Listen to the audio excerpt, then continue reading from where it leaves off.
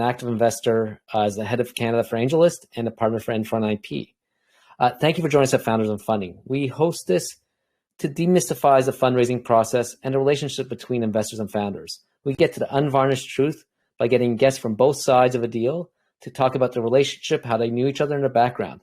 Today, I'm super excited to feature Sam, the co-founder and CEO of Levels, and Julia, the founder of Awesome People Ventures. Before we welcome to the stage, I'd like to tell you some of the rules of engagement. First, if you haven't found it yet, on the side of your screen, there's a chat and a Q&A bar. You can put basically questions in the Q&A section, and we'll try to weave in today's conversation. Secondly, there's an emoji cannon where you can choose to react to the conversation and provide some feedback without providing some written words. And finally, you can stay after the main event to network with the community. We'll get into that a bit more after the fireside chat. And if you enjoy what you're hearing, please share some of the tips and quotes on social media using the hashtag TechTO. Now, let's get started. Would love to have Julia and Sam come to the stage, please.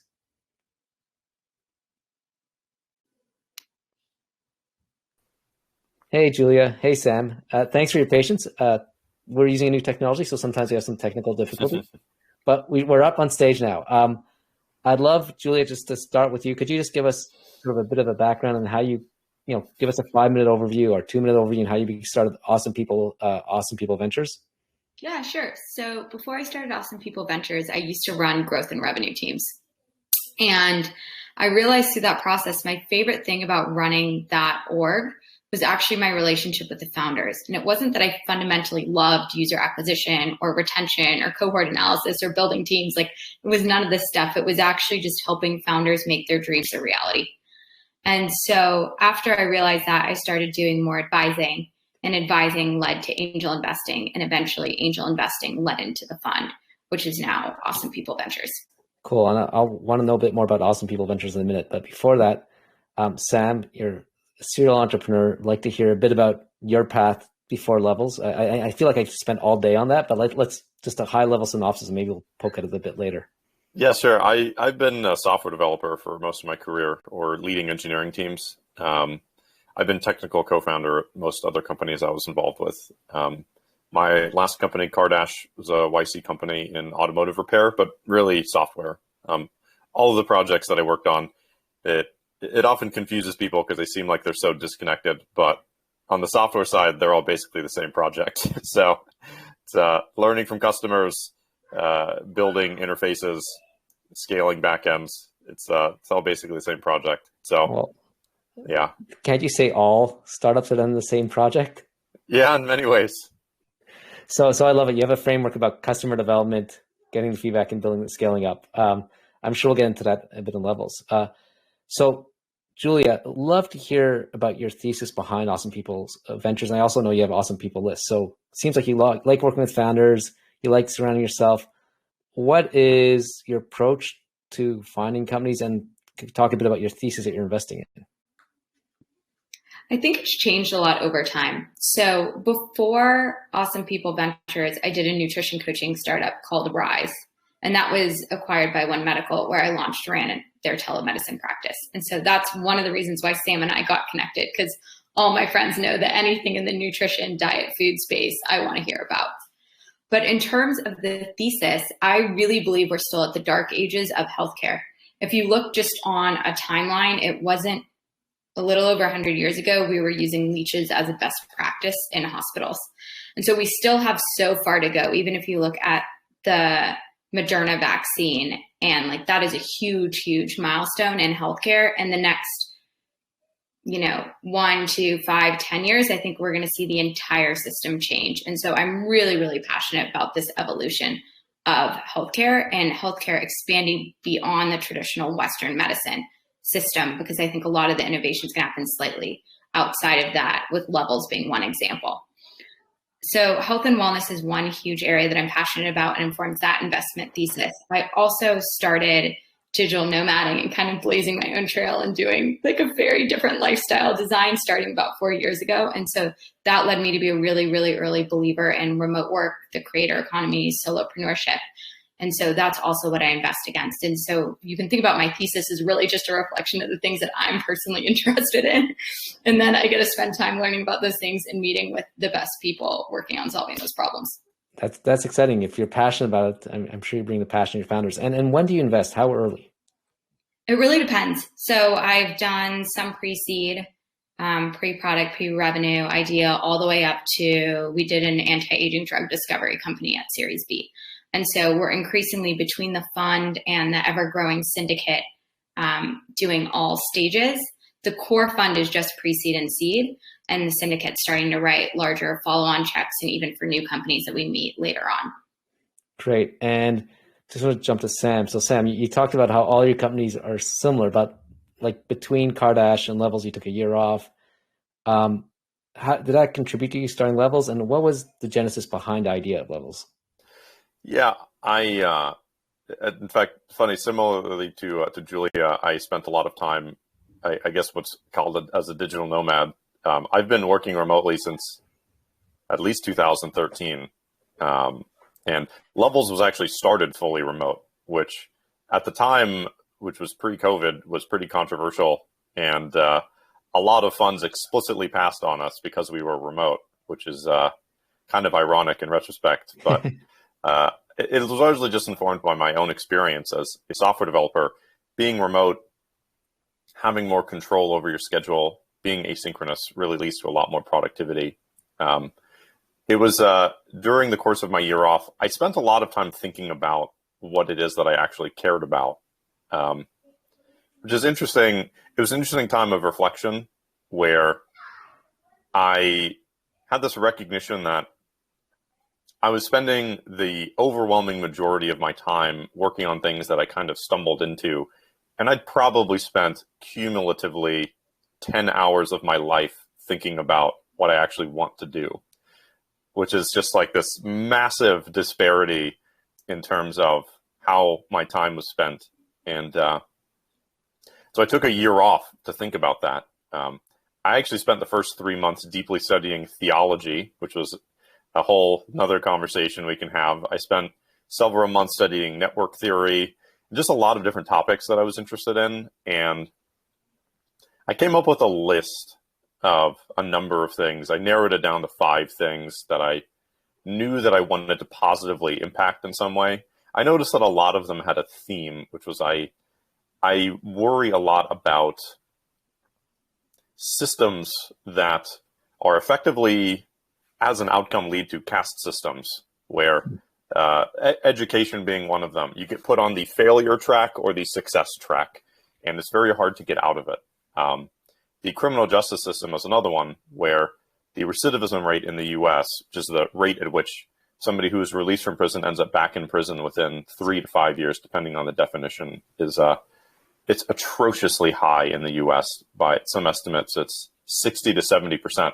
Basically, if you end up in prison, you will probably spend the rest of your life in and out of prison. Also, your children are more likely than not to go to prison.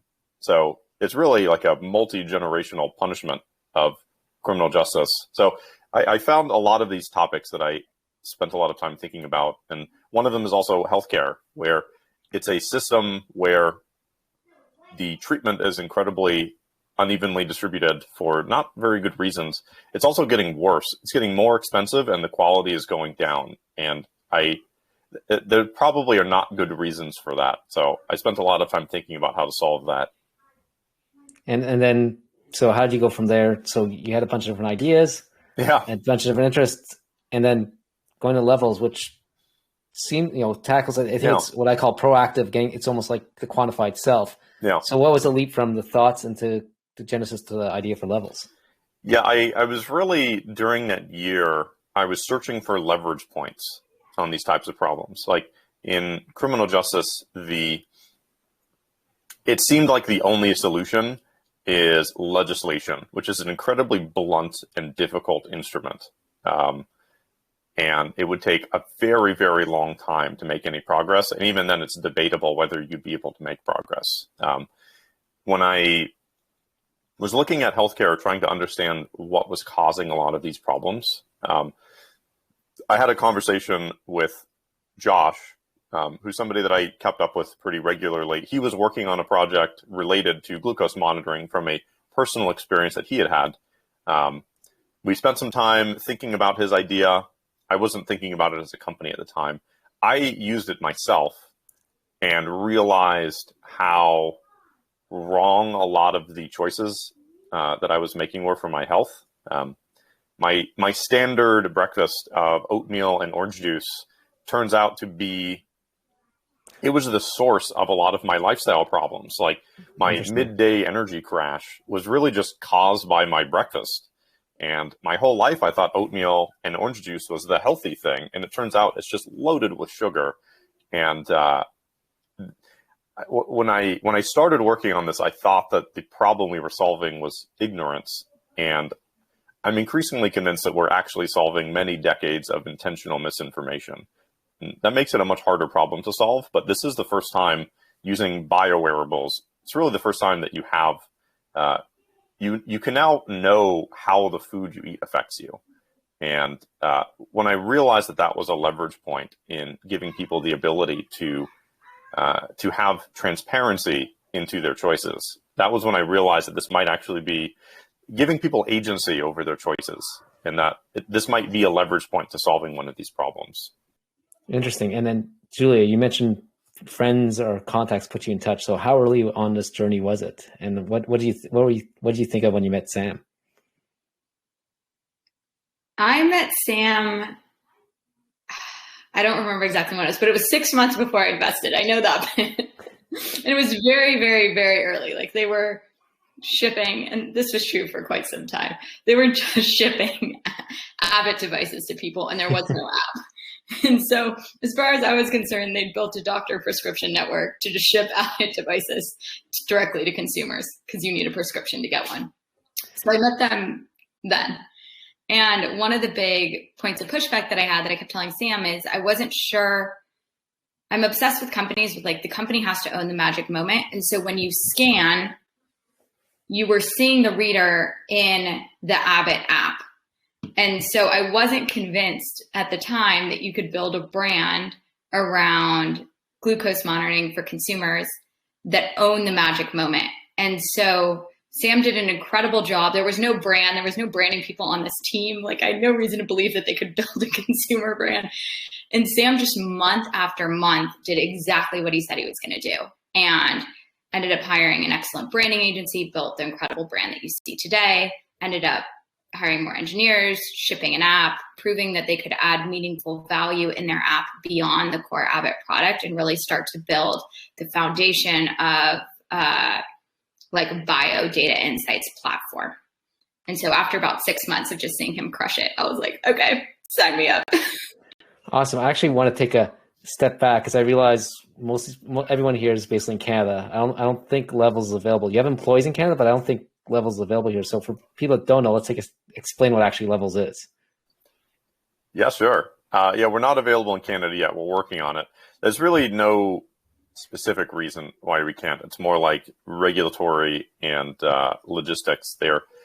Man, I've never worked in healthcare before. Julia can probably relate to some of the stuff, but I really underestimated how complicated a lot of these laws are when you go international. Like there are countries where any health data for their citizens, you have to like air gap their data and create separate databases and like an entirely separate company just to service them, even though at the end of the day, it's basically exactly the same thing. But anyway. For people that don't know, explain what Levels is. Yeah. Well, at Levels, we use biowearables it's really the next generation of wearables. So we're able to measure molecular concentration in your body in real time and show you how your choices affect you. We're really focused on diet and nutrition because that's really the best leverage point. And we're starting with glucose monitors, which are currently off-the-shelf available products they've historically been used for diabetes management. And this is for using the same type of tools, but for proactive health. And then, so you met Julia 6 months before she invested in you. It sounds like you were just shipping it. You were constantly improving and saying that you're doing what you're going to say you do. So first question, did you have any capital at that point? Because I imagine, it seems like Julia was pretty early investor. So how did you afford to hire a team? Sure. How did you go about knowing what to do, especially when like the core hardware product wasn't yours? Yeah, I mean, the benefit of being a fourth time founder who has a lot of friends who are investors is it was not very hard to raise our initial capital. We raised about $1 million in our first couple months. And it was really just an email of me asking all my friends who were angel investors. And then that went pretty easily. And then the team was pretty small at that time. I think it was maybe 6 people. We had 5 co-founders, and I think we brought on 1, maybe 2 other people at that time. The nice thing is that basically everyone on our team is technical. So there was not a lot of overhead of like hiring engineers and managing all of this. I'm actually in the process of writing a blog post. As Julia knows, I religiously keep track of my time. And I know how I spent basically every 15-minute increment for the first 2 years of Levels. So I'll be publishing something on that soon. But there were 3 very distinct moments when I was doing a lot of the engineering. And the having people who can contribute on basically every aspect of the company has been super, super helpful. So quick question. You raised $1 million and you're a YC alum. And like, especially once you get outside the Valley, there's a lot of mystification of YC. So first of all, why don't you guys just go back into YC and how did you decide who to take checks from? And tell us a bit about that. And then also why I have a couple of questions related to that. Yeah, I mean, we decided not to go through Y Combinator. The value of Y Combinator is really the network, and once you've already been through it, it's not you already have access to it, and it's not. I don't think we would have gotten as much marginal benefit if it was effectively costless. Then sure, but they take a pretty significant chunk of the company for very little capital. So if you can do it otherwise, and you already have all of the benefits, then we decided not to do it. What was the other question? Sorry, I didn't give it to you yet. I was holding it back. So, yeah. So you raised this $1 million, and then you have people like Julia come around and you build a relationship. So how do you decide who to invest time with? And, especially if they were writing a check, because it sounds like you're very guarded with your time if you're measuring every 15 minutes. So, imagine you have Julia, other potential investors. How do you look about building that relationship? How do you choose where to invest time? What was important to you? Yeah, I mean, one of the big things is I thought a lot about people who had perspectives that I did not have. This is a word of advice I gave to my friend Josh Steinman, who's now starting a cybersecurity company, is talk to angels and investors early and often, because especially those who understand the space. And Julia was one of the people who's been in the space for long enough to really know what a lot of the problems we will probably run into. I have a friend who started a company in the insurance space, and he had this grand idea, and he spent a year working on the pitch before he was finally ready to go to investors and have the confidence. And on his very first pitch, the investor stopped him halfway through and said, all right, well, what's your distribution? Oh, I've got that slide right here, distribution. He's like, this is a terrible idea. These are all the reasons why this is not going to work. What you should be doing is this. Here are the 5 companies that tried this strategy and failed. And he's taking notes furiously. And he's like, I should have just done that on day 1. That would have saved me a lot of time to just get that perspective. So Julia had a lot of really good feedback on all of the things that are potential failure modes, and I took a lot of notes from those calls. Similarly, a lot of the other people who I talked to were people that just had a lot of perspective and could add a lot of value to that. I also think of it, this is sort of downstream of the time I spent studying network theory, thinking about network access. Finding people who give us access to what are called disparate networks, where like having one entry point in pro sports is very different than having 0. Yep. Having one entry point in apparel, you never know when you're going to need that person, and they might know somebody else who knows somebody. So just thinking about networks in terms of how you get access to new networks was something that I thought a lot about. I could spend the next hour talking about network theory if you want, but I might call you back because I think everyone reads about it, but they don't understand it, especially when it comes to network of access. I love what you're saying about having that one person that going from 0 to 1 is huge. Yeah. So Julia, flipping it back to you, in the 6 months, you talked about at the beginning, you were worried about that magic moment, and you didn't. So did they actually address that, or was the execution of shipping it? Was that what impressed you? So what got you comfortable here? Was it, Yeah, I mean, I think a lot of it was just execution. Like sometimes you meet these teams that you're like, there's something different about this team. Mike Maples sometimes calls them like radioactive dinosaurs radioactive thunder lizards. Sorry, Mike, if you're watching this. And it's like, you're like watching these like eggs, like this is just not normal. And if you think about the sort of team that goes on to create $1 billion company, like there's something internally that's magical about that organization and the people running it. And so I think a lot of it was just being like, this team is next level. And then just very few founders can set a goal and consistently deliver against that goal, especially when they have no idea how they're going to get to point A from point A to point B, right? But like Sam consistently would be like, I'm going to go figure it out. And he'd go figure it out. And so there was that. Do I think the magic moment? I mean, to be honest, I think we can always make all the products more magical. But I did start to develop more conviction that the app itself would be meaningfully more valuable than just the Abbott app. Interesting. And, from Sam's, it seems like, again, Sam says, okay, explain how he looks at potential investors, potential network effects. Were you consciously helping values or network you brought to the table? How do you think about, investing in the relationship before something happens? So cute. I need you first to download Discord. So sweet. Sorry, yeah, my son just said he's downloading Discord on my phone. Oh, heck yes. I want to know what apps and games your son is playing with. I'll send you a follow-up message. Hottest tips. Yeah. Was I consciously trying to add value? I mean, it's interesting because in most of the companies that I get involved with, and this is like a perfect case, I'm not actively like, shit, I need to earn like 10 points of value. It's like, no, I honest to God want this thing to work. And if there's any way that I can help make it work, like more than down. So if it's sharing any info I have or making any intros, whether that's like angel investors or part-time talent, whatever it might be, it's not super prescriptive. Yeah. There's probably an argument to be made for I should be doing a better job of like tracking and understanding how value creation stacks up. And I think that's something operationally we're going to get a lot better at because we're going to start to transition the Awesome People model to some creative value creation distribution stuff within the community. So we're going to have to develop that capability ASAP anyway.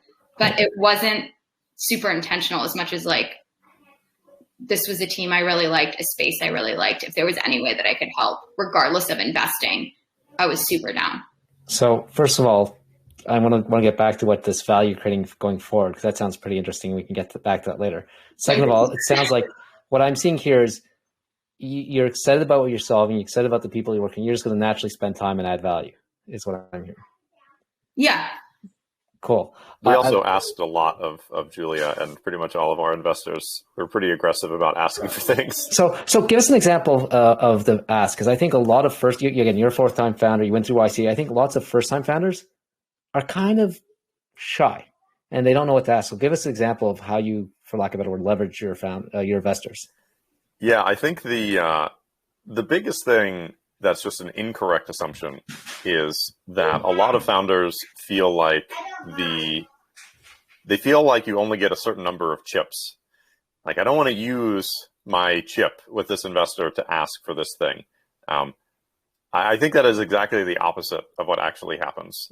It's more like if you make active use of your investors and you're not being annoying, but you engage them in a way where they can add value, you actually get more chips.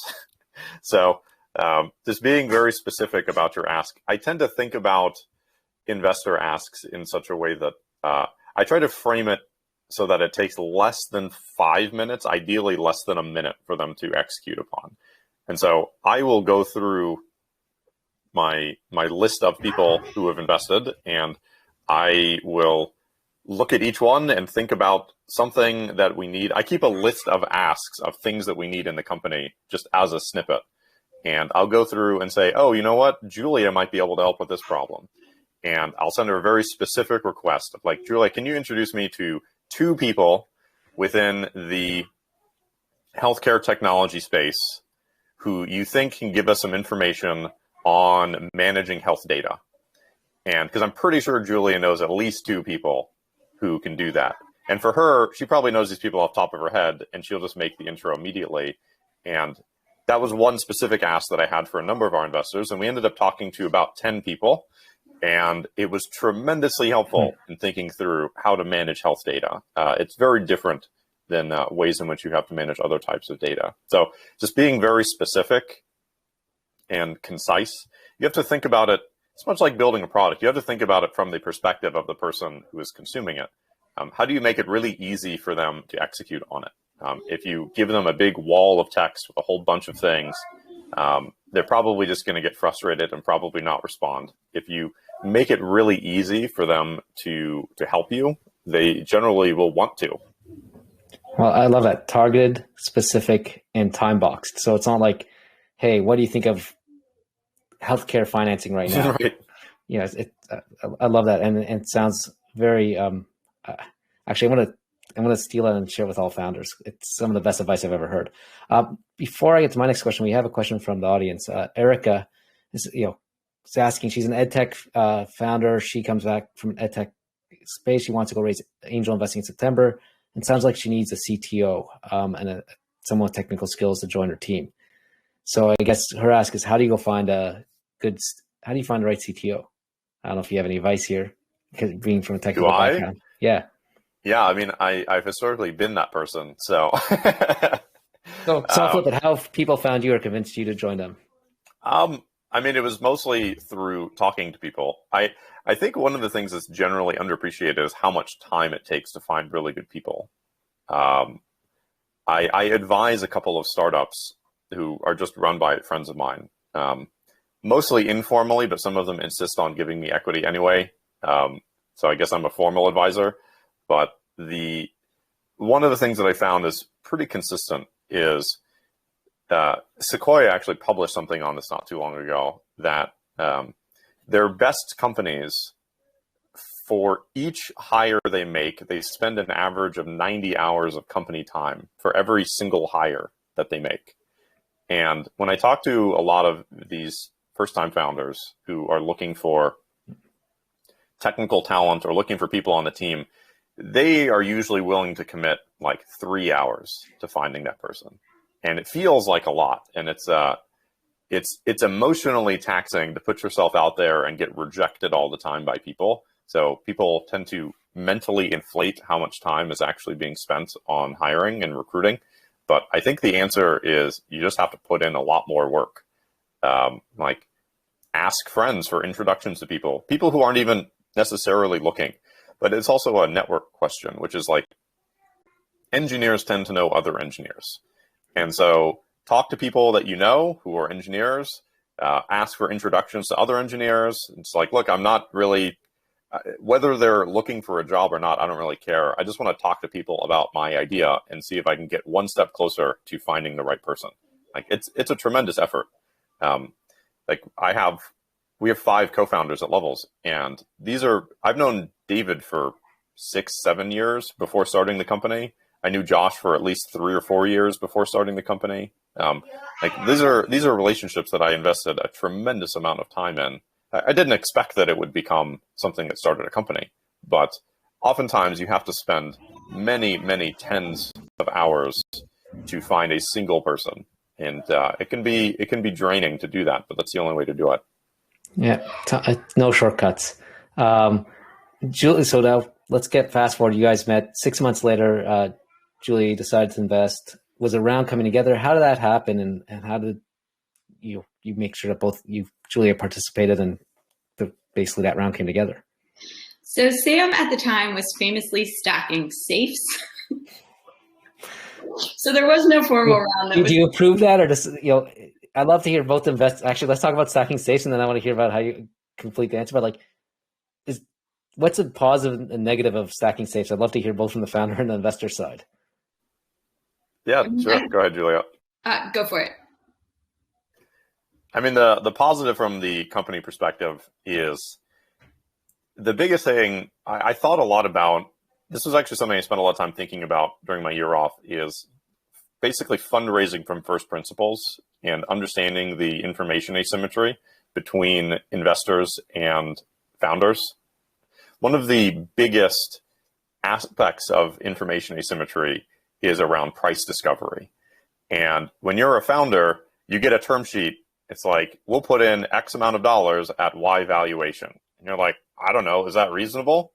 And if you only have one or two term sheets, like your sample size is very, very small in terms of like being able to know what's reasonable and what's not. And a lot of these prices are really quite arbitrary in the very early stage. Once you get into the later stage, you're looking at multiples of revenue, or you're looking at some metrics, they're looking at churn. You have some better sense of it. But when you're early, you're basically just selling the team and the idea. And so, like, what is that worth?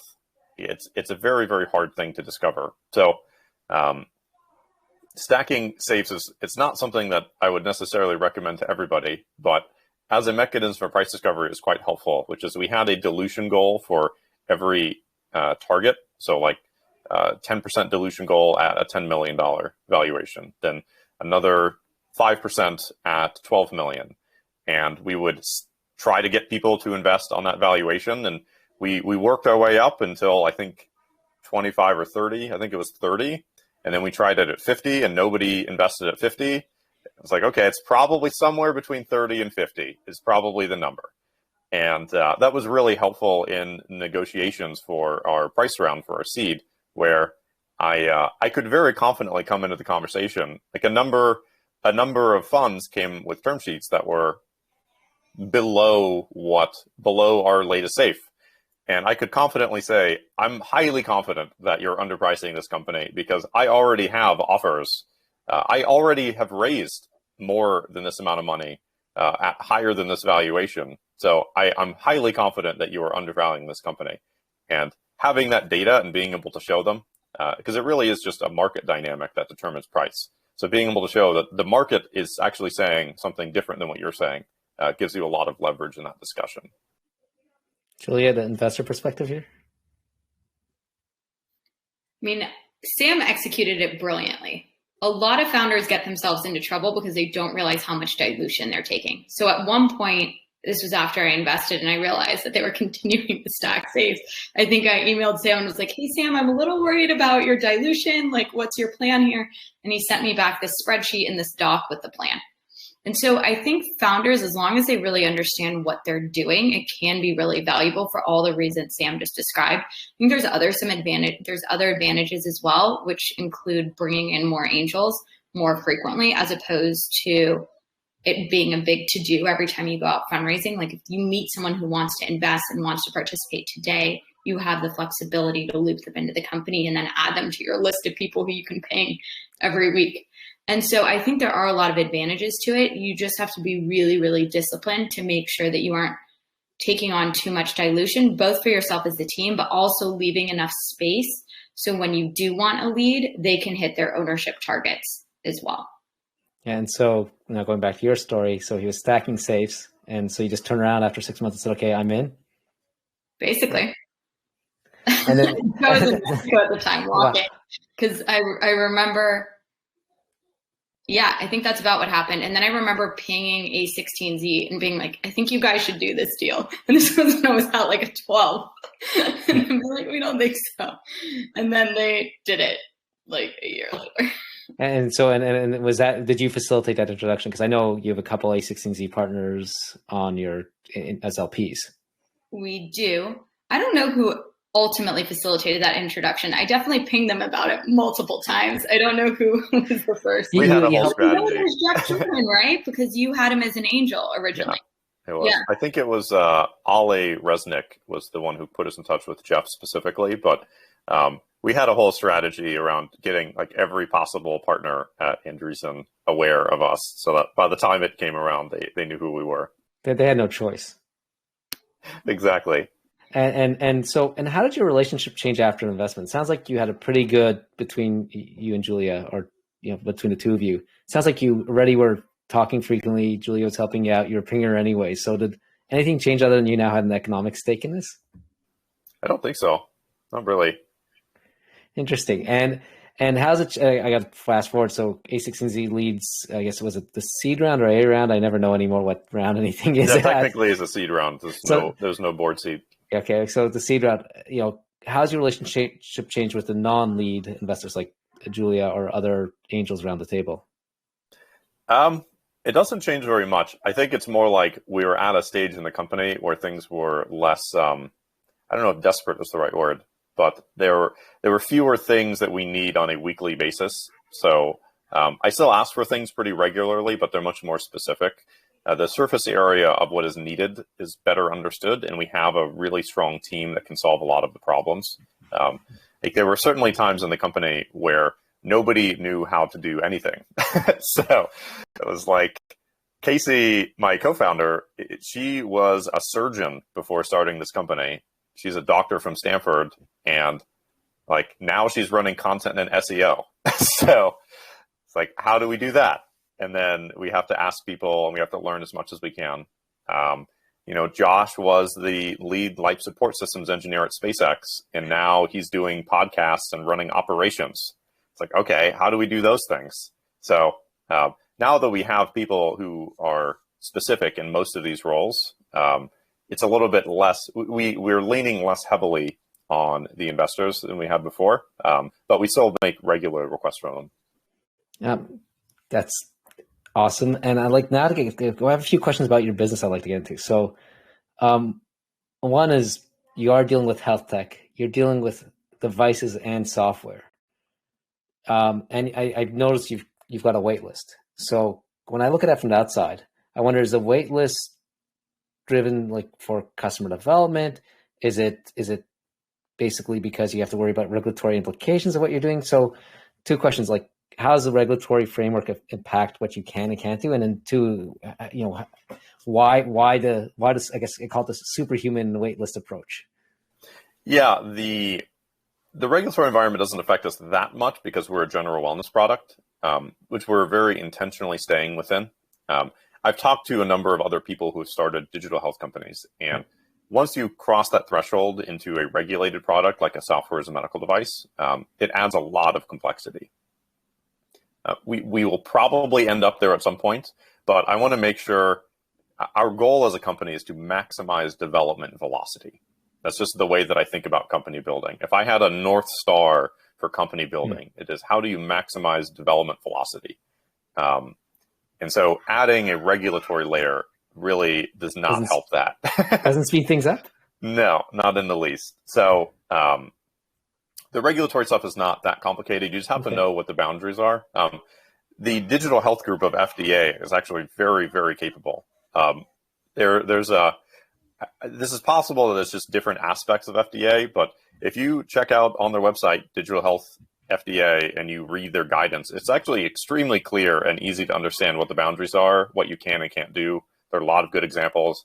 I read probably 300 pages of legislation and guidance, and I completely understood what it is we cannot do and like what the boundaries are there. So if you're in digital health, you should just read the FDA guidance. It's pretty great. The other question was around what was the other question around? The wait list. Yeah, it's really more it's more about velocity than it is anything else. I want to make sure that we keep focused on member experience and ways in which we can. I would define velocity as the rate at which you deliver features that improve your members' experience. So it's both speed and direction. Like you can't just ship things very quickly if they're not improving the experience of your members. So I have experienced the failure mode where if you grow too quickly, you can find yourself in a situation where all of your engineering resources get sucked up into growth. You're building internal tools. You're dealing with scaling and database issues. You're dealing with infrastructure problems, and you kind of stop iterating. There's actually a company that I know pretty well from the inside that on paper is doing very well. They're growing super fast. They're more than $1 billion company now, but they haven't launched a meaningful feature in like a year. And like they see everything on the inside as like, oh yeah, it's going great. Like we're growing. I see it as like the first stages of death of a company because they don't have capacity to continue to develop their product.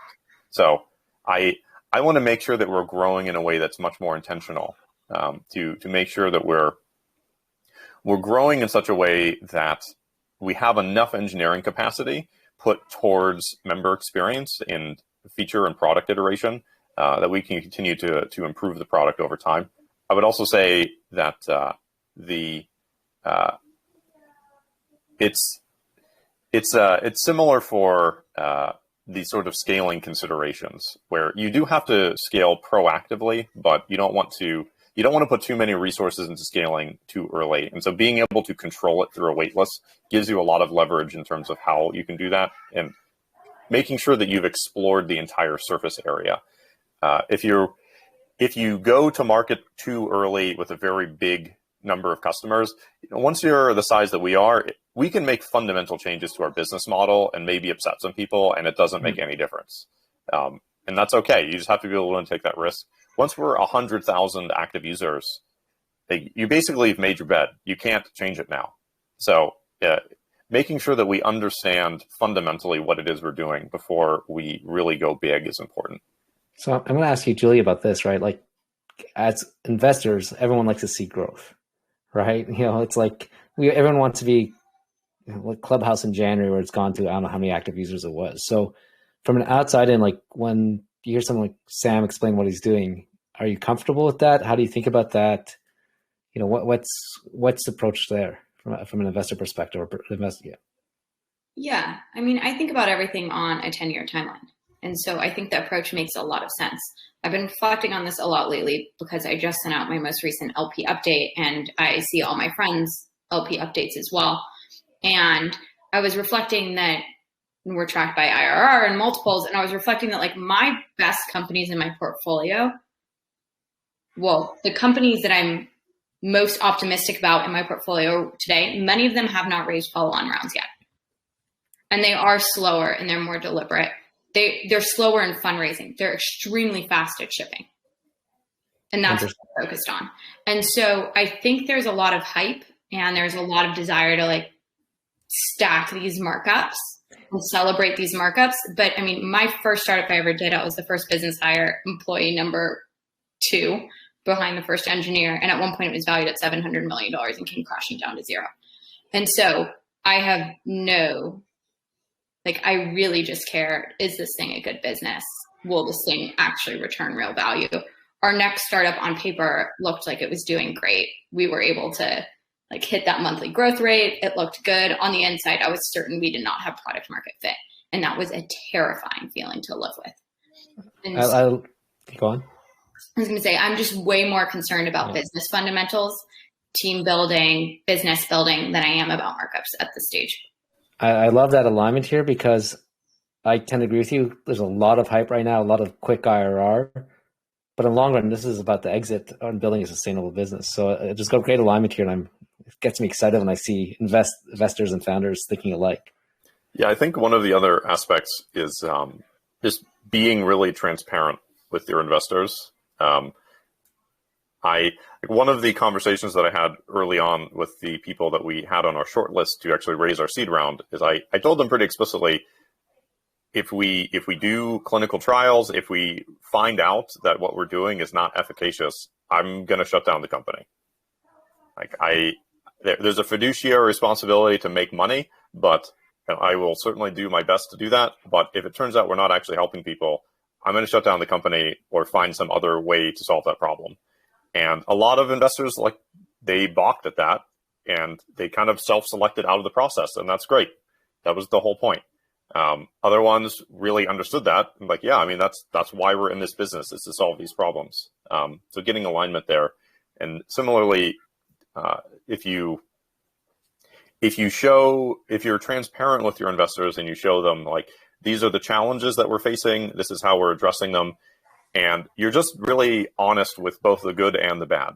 Of like, something that our investors know is that we still haven't spent any money on marketing. Like we're very focused on product development, and we've had a lot of traction. We have a lot of people on the wait list, but that's not through really effort on marketing. We made our first marketing hire a couple months ago. We're very focused on bringing on engineers, on building the product. People like it. It's the build something people want mentality of just, if you make a really great product and you give it to people who like it, they're going to tell other people, and that's great. That's the whole point. So I think that really helps a lot with building confidence in investors. It's just saying, this is our strategy. It's been the same strategy. We're executing against it.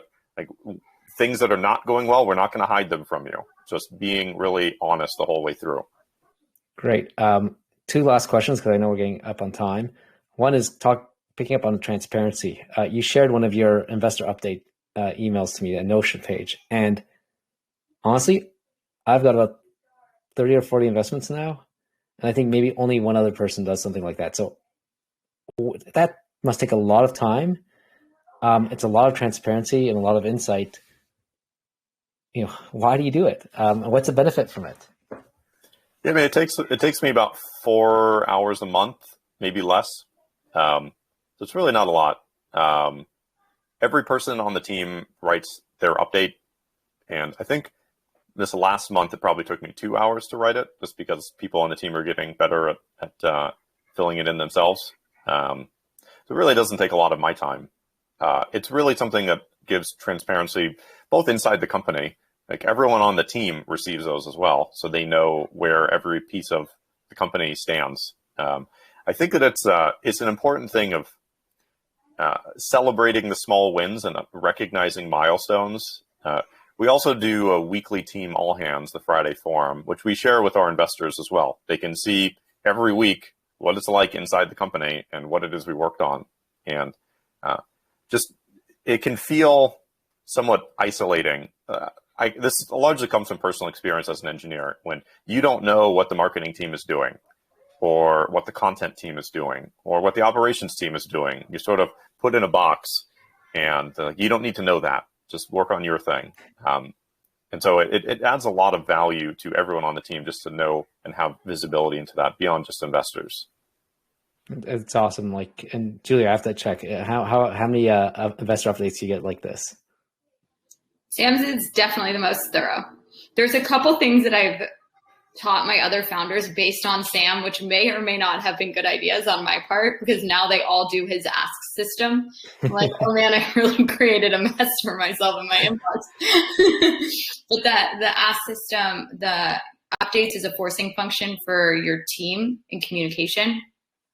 And that level of transparency. So one of the ways that I think Sam has beautifully executed expectations is in his updates for literally over a year. It might even still be there. It's like, we are not focused on growth.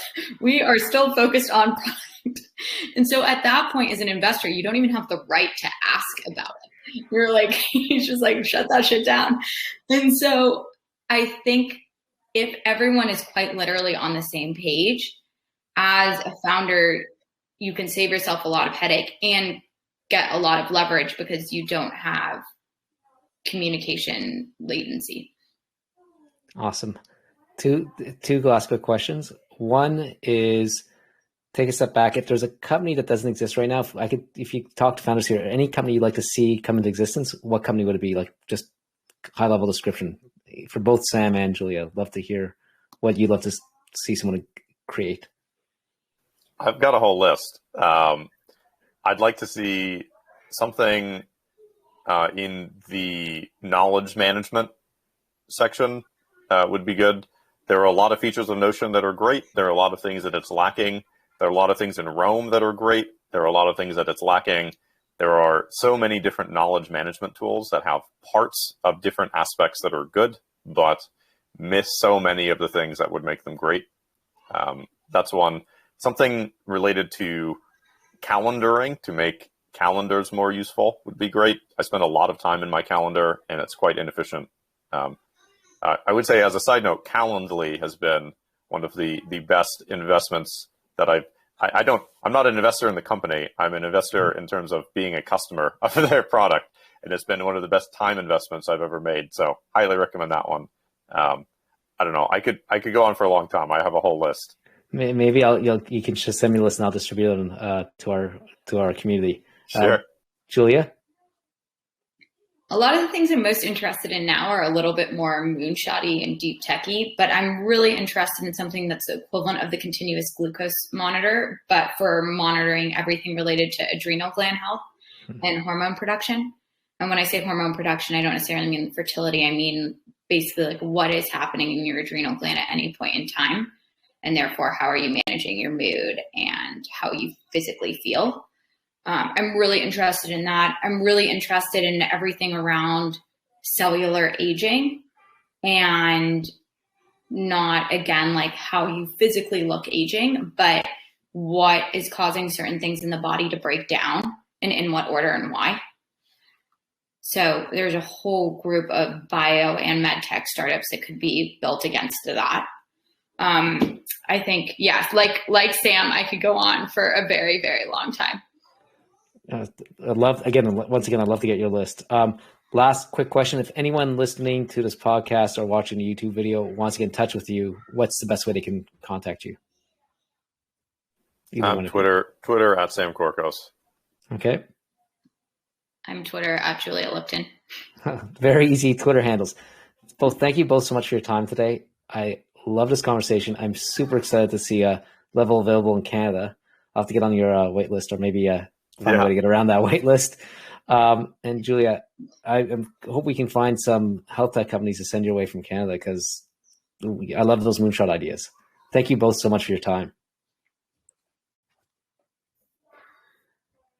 If you're still around and you enjoyed today's show, be sure to subscribe to our newsletter, where we highlight some amazing companies, people, news from the Canadian tech ecosystem. And we've also got some exciting shows coming up for you. We got Founders and Funding next week. It's featuring the most recent cohort of companies from Accelerprise, which is a B2B focused accelerator in Toronto. We're gonna feature the companies. We're gonna talk about how they think about scaling. Jonah Midenik, who is basically the guy that runs it in Toronto, is going to basically help us have that conversation. If you can't join us live to listen to our episodes, or want to listen to previous episodes, you can find Founders and Funding on podcast, available wherever you listen to podcasts. Finally, on June 14th at night, we have our next TechTO together. We have Neil, the founder and CEO of Geotab, who is probably the biggest private tech company in Canada you've never heard of. They have mid 9-figure revenues. And we have Chris, the Waterloo engineer, who was a founder of Kick and is now founder and CEO of Substack, to come chat about his founder's journey. So make sure you join us on June 14th to hear 2 different founder journeys. And thank you for joining us today. If you want to stick around for networking, we'll put it up live and you can meet other people in the community till 2:15. Have a great Friday. Enjoy the great summer weather.